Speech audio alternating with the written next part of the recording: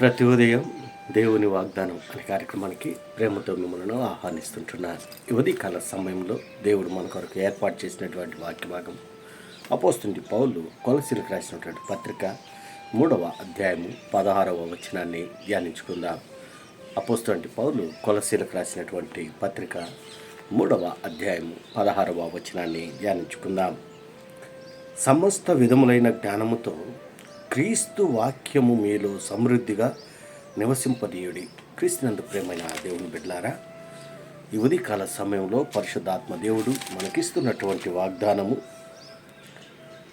సమస్త విధములైన జ్ఞానముతో క్రీస్తు వాక్యము మీలో సమృద్ధిగా నివసింపనీయుడి.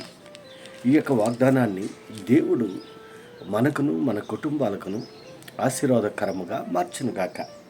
మరి ఈ యొక్క మాటల్లోని అంతరార్థాన్ని, ఆత్మీయ సత్యాలను మనం గ్రహించినట్లయితే కొలస్సీలో ఉన్నటువంటి పరిశుద్ధులకు, అనగా క్రీస్తునందు విశ్వాసులైనటువంటి సహోదరులకు దేవుని యొక్క చిత్తం వలన క్రీస్తు యేసు అపోస్తలుడైన పౌలునకు సహోదరుడైనటువంటి తిమోతియును శుభమని చెప్పి ఈ పత్రిక రాస్తూ ఉంటున్నాడు.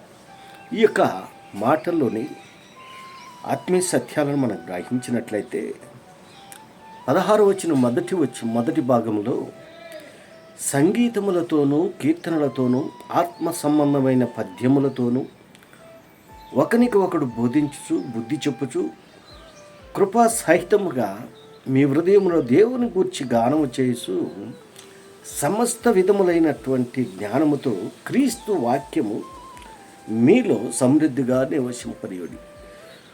ఆత్మీయంగా బలపడాలని, ఆత్మీయంగా స్థిరపడాలని, మరి ఒకరినొకరు ప్రేమించుకోవాలని, ఒకరి పట్ల ఒకరు వినయము విధేయత కలిగి ఉండాలని, ఐక్యత కలిగి ఉండాలని కొలస్సీలో ఉన్నటువంటి విశ్వాసులకు, అనగా దేవుని యందు భయభక్తులు కలిగినటువంటి ఆ బిడ్డలకు, దేవుని యందు నమ్మకం ఉంచినటువంటి బిడ్డలకి ఈ పత్రిక రాస్తూ ఈ యొక్క మాటలను మరి ప్రస్తావిస్తూ ఉంటున్నాడు.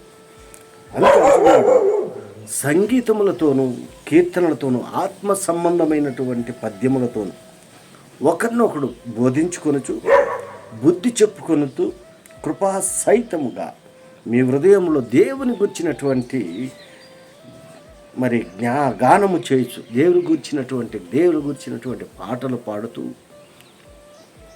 మరి సమస్త విధములైనటువంటి జ్ఞానముతో దేవుని యొక్క వాక్యము సమృద్ధిగా మరి నివసింపనీయుడి అని వారిని ఆత్మీయంగా బలపరుస్తూ ఉంటున్నాడు. ఎందుకనగా వారి ఆత్మీయ స్థితి తక్కువగా ఉంటున్నది, వారిలో ఐక్యత తక్కువగా ఉంటున్నది, ఆ విశ్వాసుల్లో అలజడి మొదలైన ఉంటుంది. మరి అందుకే వారిని ఉత్తేజపరుస్తూ, వారిని ప్రోత్సహిస్తూ ఆత్మీయంగా బలపడాలని అపోస్తలుడైన పౌలు మరి వారికి ఈ పత్రిక రాస్తూ ఉంటారు. క్రీస్తునందు ప్రేమైన దేవుని బిడ్డలారా, ఈ యొక్క మాటల్లో మనం గమనించినట్లయితే క్రీస్తు యొక్క వాక్యము యొక్క బలము మనకు తెలిసే ఉంటున్నది.